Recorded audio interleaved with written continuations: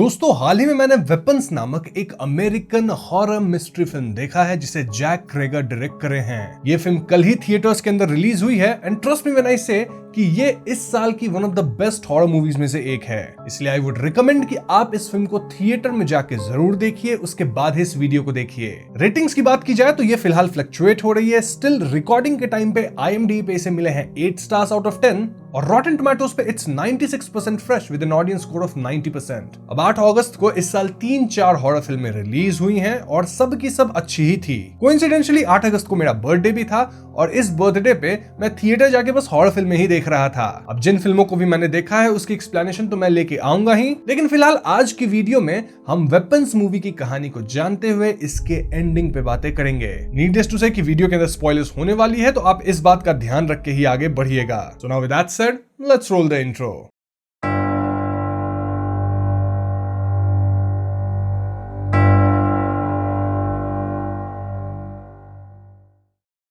तो फिल्म की शुरुआत में हम एक बच्चे की वॉइस ओवर सुन पाते हैं हु वाज सेइंग कि 2 साल पहले मेब्रुक पेंसिल्वेनिया में एक रात 2:17 पे 17 बच्चे अपने घर से दौड़ते हुए भागे और फिर उनका कोई पता नहीं चला। यहाँ हैरानी की बात यह थी कि ये 17 गायब होने वाले बच्चे मेब्रुक एलिमेंट्री स्कूल के एक ही क्लास के बच्चे थे। उस क्लास में कुल 18 बच्चे थे जिनमें से 17 गायब हो गए और बचा तो सिर्फ एक बच्चा जिसका नाम है एलेक्स। उस क्लास की टीचर जस्टिन गैंडी अगले दिन अपने क्लास में सिर्फ एलेक्स को बैठा पाती है और ऐसे में शी वाज शॉक्ड। अब गायब हुए बच्चे के पेरेंट्स क्लास टीचर जस्टिन पे ही इल्जाम डाल रहे थे कि वही बच्चों को कुछ ऐसा सिखाई होगी जिससे बच्चे ऐसी हरकत किए हैं। तुरंत ही पुलिस इन्वेस्टिगेशन शुरू हो जाती है जिसमें जस्टिन से पूछताछ होती है, देन एलेक्स से भी काफी पूछताछ होती है, लेकिन इन दोनों का कहना था कि उन्हें इस हादसे के बारे में कुछ भी नहीं पता। पुलिस को भी कुछ पता नहीं चल रहा था सिवाय इस बात के कि वो सारे 17 बच्चे रात के ठीक 2:17 पे ही घर से दौड़ के भागे थे क्योंकि कुछ घर में सेफ्टी अलार्म्स थे जो कि सेम टाइम पे रिंग किए। देन कुछ घर में CCTV कैमरास भी थे जिसमें क्लियरली दिख रहा था कि ये बच्चे दौड़ते हुए भागे थे और इनके दौड़ने का स्टाइल भी थोड़ा अलग था, मतलब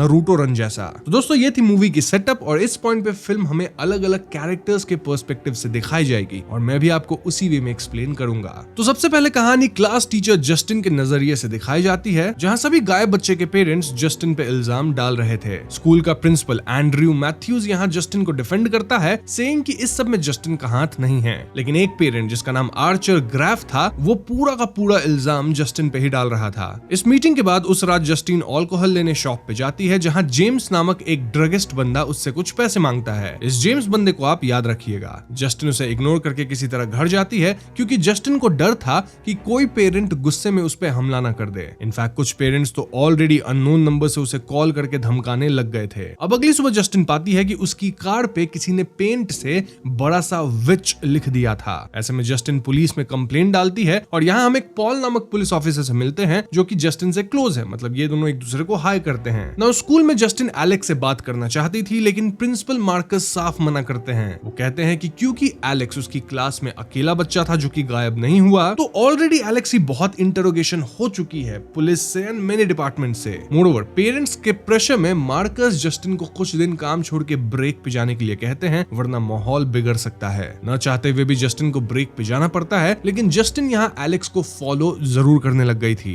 उस रात जस्टिन एक बार में जाती है जहाँ पॉल उससे मिलने आता है। इनके बीच रीसेंट इवेंट्स को लेके बातें होती हैं और जस्टिन क्लियरली ड्रंक थी। इनफैक्ट वो पॉल को भी पिलाना चाहती थी। लॉन्ग स्टोरी शॉर्ट, पॉल भी ड्रिंक कर लेता है और ये दोनों एक दूसरे के साथ सो लेते हैं। और यहाँ अजीब बात यह थी कि पॉल ऑलरेडी शादीशुदा था। जी हाँ दोस्तों, पॉल की पत्नी का नाम डोना है और ये बात जस्टिन को भी पता है। स्टिल ये दोनों इंटीमेट हुए। इनफैक्ट ऐसा पहली बार नहीं हो रहा था। अब अगले दिन जस्टिन फिर से एलेक्स का पीछा करती है और वो एलेक्स से बात करने की कोशिश भी करती है, लेकिन एलेक्स जस्टिन को उसका पीछा करने से ना सिर्फ मना करता है बल्कि वो दूर भागता है। जस्टिन फिर भी हार नहीं मानती और वो एलेक्स के घर पे जाती है। वहां नॉक करने पे कोई दरवाजा नहीं खोलता और ऐसे में जस्टिन नोटिस करती है कि घर के हर एक विंडो को पेपर से कवर कर दिया गया था। जस्टिन को एक विंडो में थोड़ा गैप दिखता है और वहां से अंदर झांकने पे जस्टिन एलेक्स के पेरेंट्स को अजीब तरह के ट्रांस स्टेट में सोफा पे मूर्ति की तरह बैठा पाती है। ये देख जस्टिन डर जाती है और तुरंत प्रिंसिपल मार्कस को कॉल करती है, सेइंग कि मार्कस को एलेक्स के घर पे चेकिंग करनी चाहिए इन अ लीगल वे, ताकि एटलीस्ट वो देख सके कि एलेक्स सेफ है या नहीं। अब उस रात जस्टिन एलेक्स के घर के बाहर ही अपनी कार में होती है ताकि वो घर पे नजर रख सके। देर रात जस्टिन की आंख लग जाती है और तभी एलेक्स के घर का दरवाजा खुलता है। घर से एलेक्स की माँ अपने हाथ में कैंची लिए एकदम अजीब तरह से चलते जस्टिन की कार तक आती है। देन वो चुपके से कार में घुस के जस्टिन के थोड़े से बाल काट लेती है। जस्टिन जो कि सो रही थी उसे कुछ भी पता नहीं चलता। अब यहाँ से पर्सपेक्टिव चेंज होती है, यानी अब कहानी आर्चर ग्राफ नामक बंदे के नजरिए से दिखाई जाएगी और आर्चर ग्राफ का बेटा मैथ्यू भी गायब हुआ है। आर्चर वही बंदा है जो कि पेरेंट्स टीचर मीटिंग में जस्टिन पे चिल्लाया था। देन जब जस्टिन लिकर शॉप में गई थी तो आर्चर उसका पीछा किया था। आर्चर ही जस्टिन की गाड़ी पे पेंट से विच लिखा था और वो जस्टिन पे नजर रख रहा था क्योंकि उसे जस्टिन पे ही शक है। आर्चर बार बार पुलिस से पूछता है कि क्या उसका बेटा मिला, लेकिन पुलिस के पास कोई भी अपडेट नहीं होती है। ऐसे में आर्चर खुद बार बार अपने बेटे मैथ्यू के भागने वाली वीडियो देखता है क्योंकि उसके घर के बाहर भी कैमरा था जिसमें मैथ्यू के भागने की वीडियो रिकॉर्ड हुई थी। इस वीडियो में मैथ्यू अगेन पर्टिकुलर स्टाइल में भागा था, मतलब वो नरूटो रन होता है ना वैसा कुछ, और वो एक पर्टिकुलर डायरेक्शन में ही भागा था। आर्चर तुरंत टाउन मैप पे अपने घर से मैथ्यू के भागने वाले डायरेक्शन की तरफ एक लाइन ड्रॉ करता है। इसके बाद आर्चर एक और विक्टिम फैमिली के घर पे जाके उनकी सीसीटीवी फुटेज चेक करता है एंड देन उनकी बेटी बेली के भागने की डायरेक्शन देखता है। देन वो मैप पे उनके घर से लाइन ड्रॉ करता है और ये दोनों लाइन एक पर्टिकुलर पॉइंट पे इंटरसेक्ट होती है। इसका मतलब ये दोस्तों कि भागने वाले बच्चे इसी इंटरसेक्शन पॉइंट की ओर गए हैं और शायद वहीं कहीं आसपास हैं। अब ये सब रिसर्च करते वक्त एकदम से आर्चर को जस्टिन की कार दिखती है और जस्टिन एक गैस स्टेशन पे फ्यूल लेने खड़ी थी। आर्चर तुरंत जस्टिन के पीछे जाके उस पर चिल्लाना शुरू करता है, लेकिन तभी एकदम से हम प्रिंसिपल मार्कस को देखते हैं जो कि बच्चों की तरह ही अजीब वे में दौड़ रहे थे। इतना ही नहीं, वो एकदम लहूलुहान थे और लग रहा था मानो वो किसी ट्रांस स्टेट में हैं। देन वो भागते हुए सीधा जस्टिन पे हमला कर देते हैं। आर्चर यहाँ उन्हें रोकने की कोशिश करता है, लेकिन मार्कस को देख के ऐसा लग रहा था मानो वो किसी के वश में हो और उनका सिर्फ एक मकसद है, दैट इज जस्टिन को खत्म करना। जस्टिन किसी तरह स्टोर के अंदर भागती है और मार्कस आर्चर से बच के जस्टिन के पीछे भागता है। इन शॉर्ट यहाँ आर्चर और जस्टिन मिलकर किसी तरह मार्कस को रोकने की कोशिश कर रहे थे और मार्कस को देख के तो ऐसा ही लग रहा था मानो उस पे वशीकरण हुआ है। यहीं पे ये वाली सीन कट हो जाती है। अब दोस्तों यहाँ मैं आपको एक बात बता देना चाहता हूँ कि जस्टिन और आर्चर दोनों को थोड़े नाइटमेयर्स आए थे ड्यूरिंग देयर पर्सपेक्टिव्स, और दोनों की ही जो नाइटमेयर्स थे उसमें एक अजीब बूढ़ी औरत दिखती थी जो कि क्लाउन जैसी दिख रही थी। इस पॉइंट को आप याद रखिएगा। तो इसके बाद वापस से पर्सपेक्टिव चेंज होता है जहां हम कहानी ऑफिसर पॉल के नजरिए से देखेंगे। ऑफिसर पॉल की बीवी टाउन से बाहर गई होती है और वो पुलिस स्टेशन जाता है। ये वही दिन है दोस्तों जब जस्टिन पुलिस स्टेशन गई थी क्योंकि उसके कार पे कोई विच पेंट कर दिया था। जस्टिन और पॉल की नजरें मिलती है, दोनों एक दूसरे को हाय कहते हैं और इसके बाद पॉल अपनी ड्यूटी पे कार से निकलता है। रास्ते में उसे वही ड्रगिस्ट जेम्स दिखता है जो कि किसी घर के अंदर घुसने की कोशिश कर रहा था। ऐसे में पॉल जेम्स को चेज करता है और फाइनली उसे अरेस्ट करता है। नाउ सर्च के दौरान पॉल जेम्स के पॉकेट में हाथ डालता है और पॉल को एक नीडल चुभ जाती है। ये जरूर जेम्स की ड्रग्स लेने वाली नीडल होगी और गुस्से में पॉल जेम्स को पंच कर देता है। अब दोस्तों पॉल का ये असॉल्ट एक्शन उसके कार के डैश कैम में रिकॉर्ड हो गई थी, यानी कि अगर ये रिकॉर्डिंग कोई हायर ऑफिसर देख लेता है तो पॉल पे असॉल्ट का इल्जाम लग जाएगा और इससे उसकी नौकरी भी जा सकती है। इसलिए पॉल यहाँ जेम्स से कहता है कि मैं तुम्हें छोड़ दूंगा, बस शर्त यह है कि आज वाली घटना के बारे में तुम किसी को मत बोलना और इस टाउन में दोबारा मत दिखना। जेम्स तुरंत फ्री होकर भाग खड़ा होता है। इसके बाद ही पॉल को जस्टिन का मैसेज आया था, फॉलोइंग विच पॉल बार में जस्टिन से मिला और दोनों उस रात इंटीमेट भी हुए थे। अगली सुबह पॉल अपने घर जाता है जहां उसे पता लगता है कि उसकी बीवी डोना जल्दी घर वापस आ गई थी। डोना पॉल को बाहर से आता देखती है और वो समझ जाती है कि जरूर पॉल उस पे चीट किया है विद जस्टिन। इससे डोना भड़क जाती है और वो एक दुकान में जस्टिन पे हमला कर देती है। जस्टिन किसी तरह डोना के अटैक से बचती है और दुकान वाला डोना को संभालता है।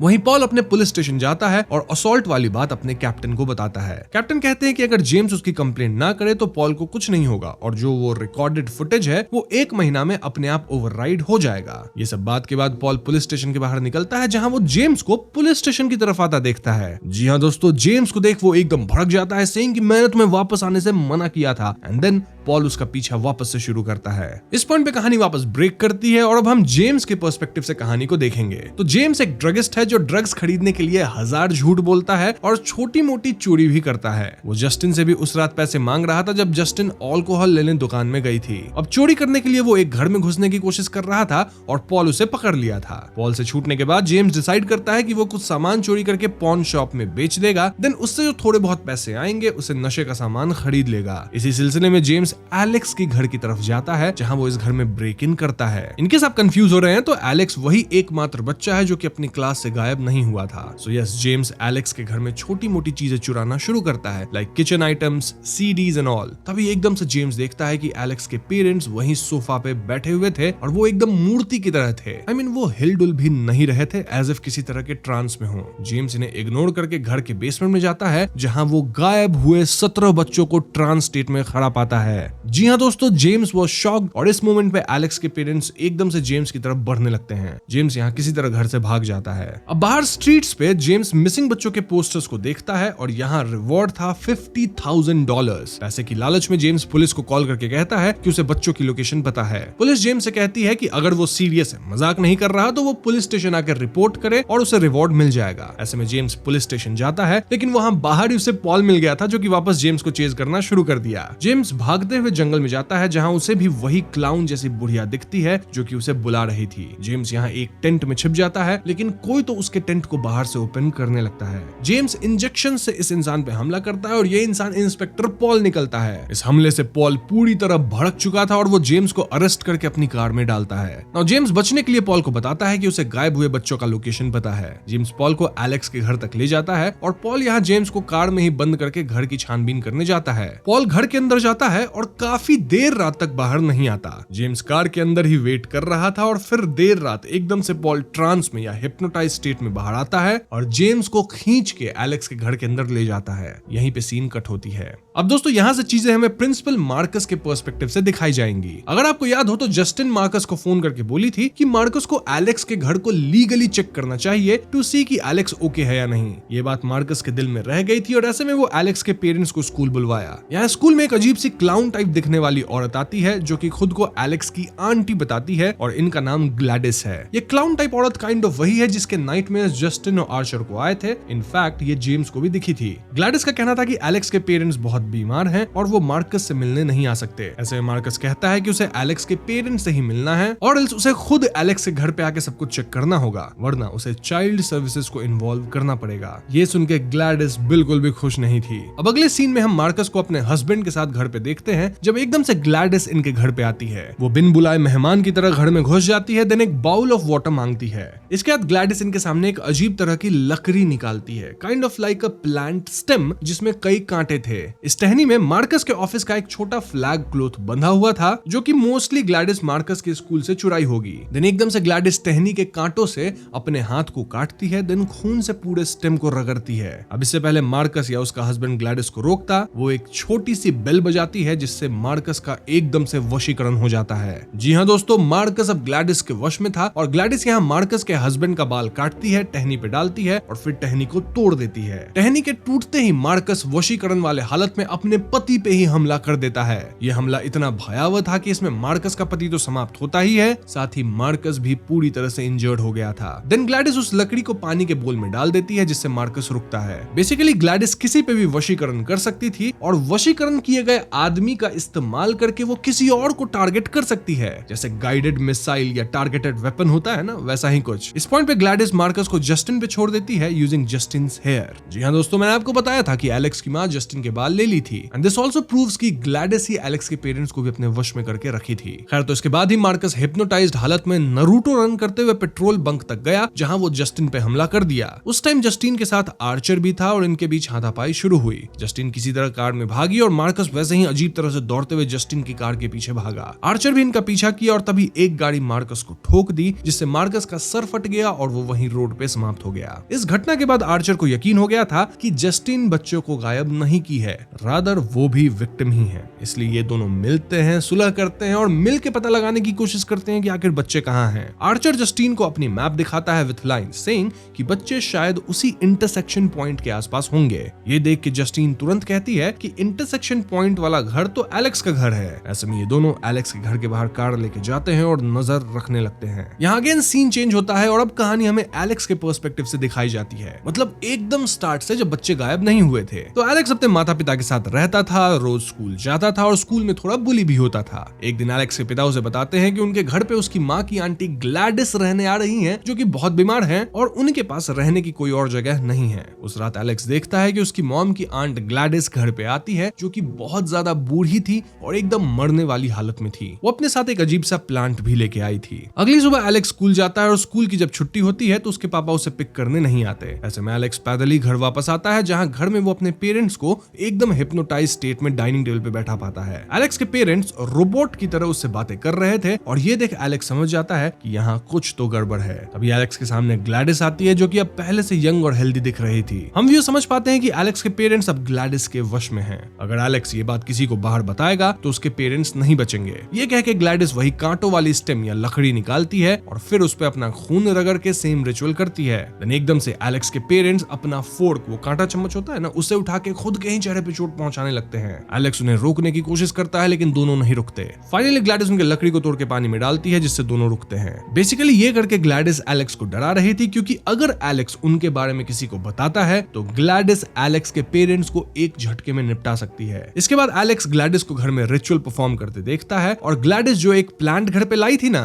इसी प्लांट के स्टेम से वो लोगों पे वशीकरण करती थी। वशीकरण के लिए ग्लैडिस को लोगों की कुछ पर्सनल आइटम चाहिए होती थी, जैसे उनका बाल या फिर उनका कोई भी पर्सनल सामान चलेगा। इस रिचुअल की मदद से ग्लैडिस वशीकरण में डाले गए लोगों की एनर्जी पे फीड करती थी, यानी उनके लाइफ फोर्स को छीनती थी ताकि वो खुद यंग और हेल्दी बनने लगे। एलेक्स यहाँ चुपचाप स्कूल जाता, वापस आता, मार्केट से फूड की शॉपिंग करता और वो अपने पेरेंट्स को समहाउ बीन्स वगैरह खिला के जिंदा रख रहा था, वरना उसके पेरेंट्स तो डाइनिंग टेबल पर से हिलते तक नहीं थे। वहीं ग्लैडिस यंग होने लग रही थी, लेकिन एक दिन अचानक से ग्लैडिस वापस से बीमार पड़ने लगती है और वो एलेक्स से कहती है कि अगर एलेक्स अपने क्लास के सभी बच्चों का कोई पर्सनल ऑब्जेक्ट लाके ग्लैडिस को देगा तो ग्लैडिस एलेक्स और उसके पेरेंट्स को ठीक करके यहाँ से चली जाएगी। ऐसे में अगले दिन एलेक्स अपने क्लास के सभी बच्चों के ट्रे लेबल्स यानी नेम स्टिकर्स होते हैं ना ट्रे पे लगे हुए, उनको चुरा लेता है। उस रात ग्लैडिस इन स्टिकर्स की मदद से रिचुअल करती है और रात के ठीक 2:17 पे रिचुअल कंप्लीट होता है। देन ग्लैडिस एक घंटी बजाती है।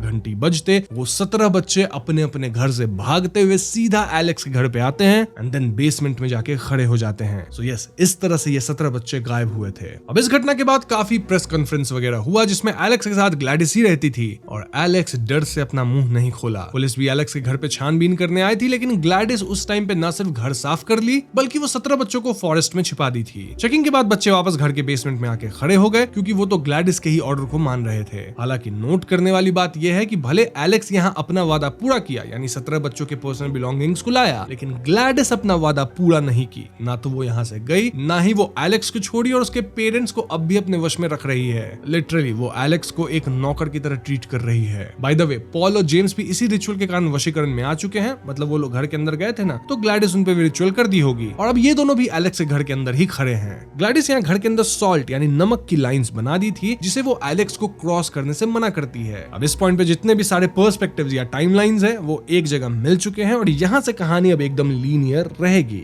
नाउ करंटली एलेक्स के घर के बाहर आर्चर और जस्टिन खड़े हैं। पॉल यहाँ ग्लैडिस के कहने पे घर के बाहर जाता है और इशारे से जस्टिन को अंदर बुलाता है। ऐसे में जस्टिन और आर्चर घर के अंदर आते हैं और जैसे ही वो सॉल्ट यानी नमक वाली लाइन को क्रॉस करते हैं, हिप्नोटाइज्ड पॉल और जेम्स इन पे हमला कर देते हैं। ये लोग किसी ज़ॉम्बी की तरह जस्टिन और एलेक्स पे हमला कर रहे थे और इन्हें कितना भी मारो ये फिर से उठ खड़े होते थे। अंततः जस्टिन पॉल के गन से उसके सर पे गोली मारती है, जिससे पॉल खत्म होता है। देन वो जेम्स के सर पे गोली मार के उसे भी समाप्त करती है, जिससे आर्चर बचता है। इन सीन से हमें पता चलता है कि वशीकरण वाले लोगों को सिर्फ सर पे मार के ही समाप्त किया जा सकता है। नाउ आर्चर बेसमेंट में जाता है, जहां उसे 17 बच्चे ट्रांस स्टेट में खड़े मिलते हैं। वो अपने बेटे मैथ्यू को ढूंढने लगता है और तभी एकदम से ग्लैडिस आती है और उसके बाल काट लेती है। देन ग्लैडिस आर्चर को वश में कर लेती है, जिससे आर्चर जाके जस्टिन पे ही हमला कर देता है। वहीं दूसरी तरफ एलेक्स घर में ही अपने कमरे में था और वो एक सॉल्ट लाइन को क्रॉस करता है, जिसके पार उसके पजेस्ड पेरेंट्स थे। ऐसे में उसके पेरेंट्स उसे ही मारने दौड़ते हैं और एलेक्स भागना शुरू करता है। एलेक्स भागते हुए किसी तरह ग्लैडिस के उस कमरे में पहुंच जाता है जिसमें वो रिचुअल्स करती थी।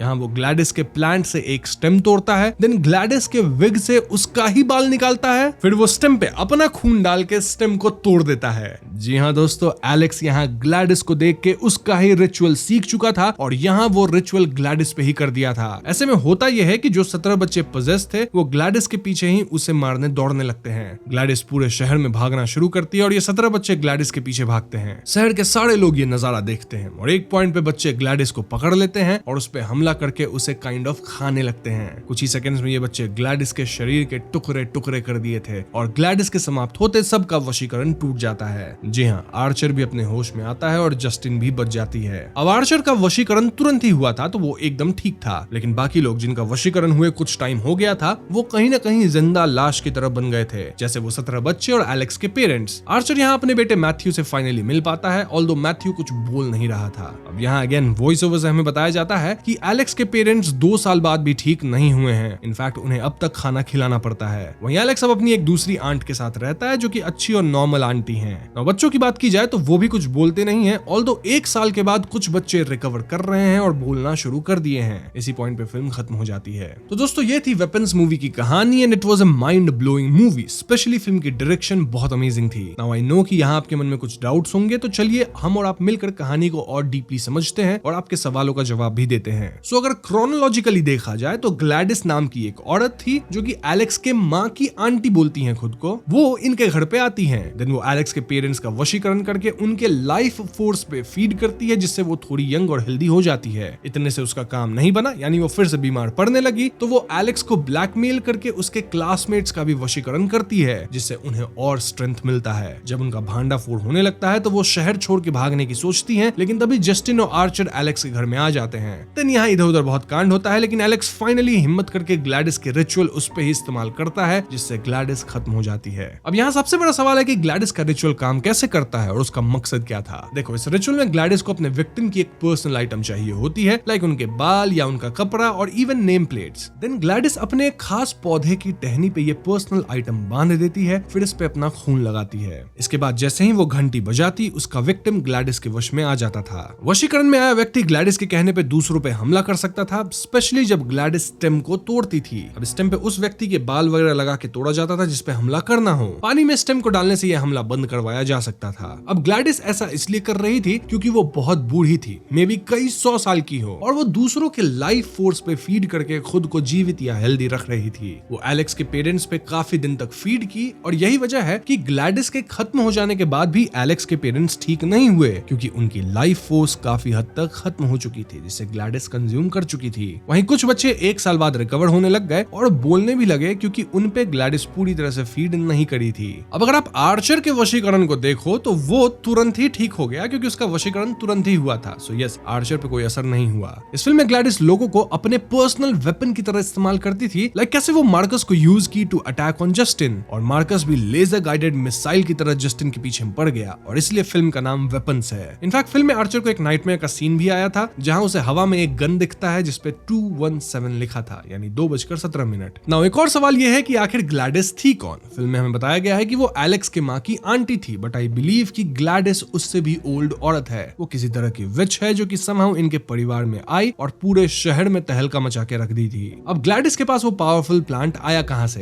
वेल, इसके बारे में हमें बताया नहीं गया है, लेकिन जिस तरह से ये मूवी फेमस हो रही है, आई एम प्रीटी श्योर कि इसका प्रीक्वल हमें जरूर देखने को मिलेगा। ओवरऑल ग्लैडिस एक पैरासाइट की तरह थी जो कि दूसरी की लाइफ फोर्स पे जीती थी, और फिल्म में इसका हमें सटल हिंट एकदम शुरुआत में ही दिया गया था, जहां जस्टिन अपने क्लास को पैरासाइट के बारे में पढ़ा रही थी। फिल्म में लोग जस्टिन पे इल्जाम लगा रहे थे क्योंकि वो अपने क्लास के बच्चों को हक करती थी, उन्हें कभी कदार घर तक छोड़ाती थी, जो कि पेरेंट्स के हिसाब से बाउंड्री क्रॉस करना था, जबकि जस्टिन एक्चुअली में बच्चों की केयर करती थी। हालांकि जस्टिन को पीने की आदत थी और उसके ऊपर पी के गाड़ी चलाने का इल्जाम भी पास्ट में लगा था, लेकिन इस सब के बावजूद वो दिल से बुरी नहीं थी। आर्चर भी अपने बेटे मैथ्यू को खोने के बाद हार नहीं माना और अंततः उसे अपना बेटा मिल ही गया। एक और अजीब बात यह है कि आर्चर और जस्टिन को ग्लैडिस के नाइट में तब से आने लग गए थे जब ये दोनों ग्लैडिस से मिले तक नहीं थे, तो ऐसा कैसे हुआ? वेल, ग्लैडिस के सुपरनैचुरल इन्फ्लुएंस की वजह से आर्चर और जस्टिन को नाइटमेयर्स आते होंगे, ना कि इसलिए कि वो लोग उससे मिले नहीं थे। ग्लैडिस का रिचुअल, उसकी शक्तियां इतनी पावरफुल थी कि उसका असर उन लोगों पर भी हो सकता था जो उससे डायरेक्ट कांटेक्ट में नहीं थे।